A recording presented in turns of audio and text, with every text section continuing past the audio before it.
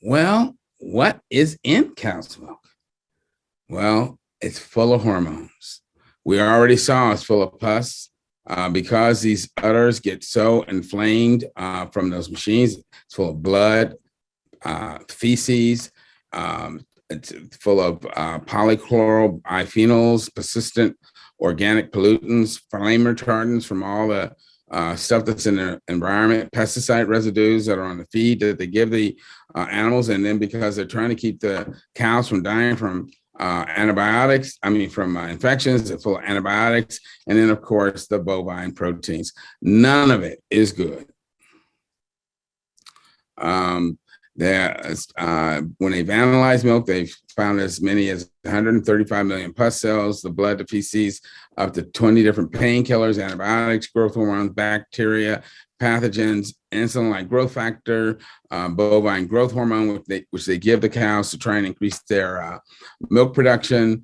And that can lead to increased diabetes risk, hormonal imbalance, immune system damage, early puberty, cancer, acidic proteins, which leaches mineral and calcium from your bones, toxic milk protein casein, which we talked about earlier, and that contributes to breast cancer, kidney disease, arthritis, MS, Crohn's disease, irritable bowel, asthma, and that's just naming a few. Just, I'm telling you, leave that literal crap alone.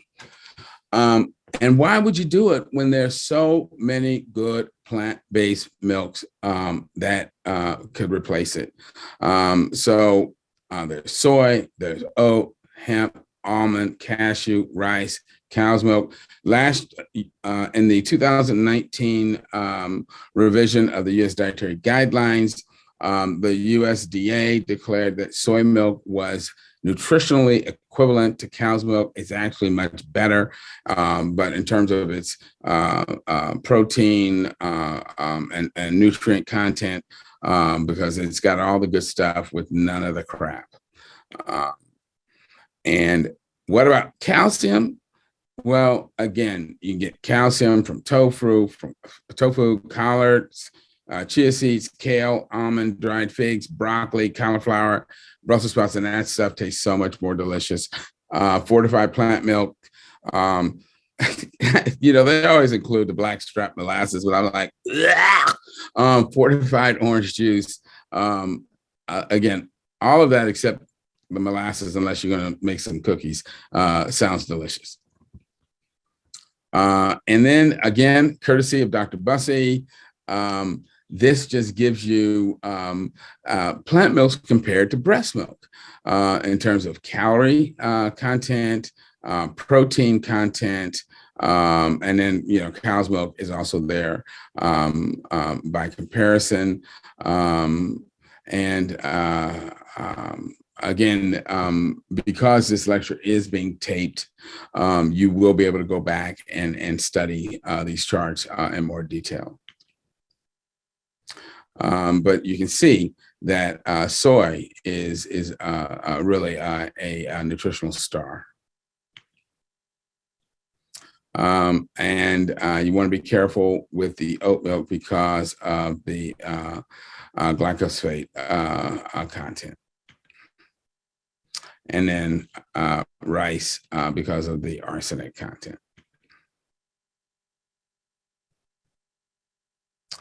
So let's talk a little bit about lactose intolerance because estimates put the average rate of lactase non-persistence at about 75% of the global population. So I want to make the point that it is normal to be lactose intolerant or not to continue to make the lactase gene throughout your lifetime. I am currently involved with an effort to get the USDA to provide a non-dairy alternative for BIPOC children participating in the federal school lunch program, because right now the USDA requires Black and brown children to have their parents take them to a doctor and have a doctor write a note or a letter to the school system that the parent then has to bring to the school system requesting that they be provided with a non-dairy alternative before they're eligible to receive one. And I told the USDA representative, being Black is not an illness. How dare you tell these kids they have to get a doctor's note for something that is normal? I mean, it's just an outrage. I mean, that is the very definition of systemic racism, that you are punishing these children for not being white. It is disgusting. But that is where we are right now in America. That is the measure of the influence of the dairy industry, that they are forcing children to have to go. And since participation in the school lunch program is needs-based, meaning you have to be poor to be able to be deemed eligible to participate, they're trying to force poor people to spend the money to go to a doctor to get a note saying they're eligible, that they should be allowed to have not be made sick by cow's milk. I mean, it's just unconscionable, but that's where we are. But the fact is, the majority of the people in the world, like all mammals, stop making the enzyme to digest lactase when they're not nursing. So that's what's normal. It's the Northern Europeans who are really the genetic mutants. So, question, you got milk? Because if you do, then you just may have lactose intolerance. Most people in the world do. And that's why these people are trying their best to get into the bathroom. 75% of the people in the world do, particularly people of color. Lactose, the sugar that's in milk, is a disaccharide. Since only monosaccharides can be absorbed in the small intestine, the disaccharide has to be split into the two monosaccharides in order to be assimilated. And that enzyme that does that is lactase. It breaks apart the glucose and the galactose that is the two constituent sugars. Again, most of the world people are programmed to stop making lactase after they are no longer nursing.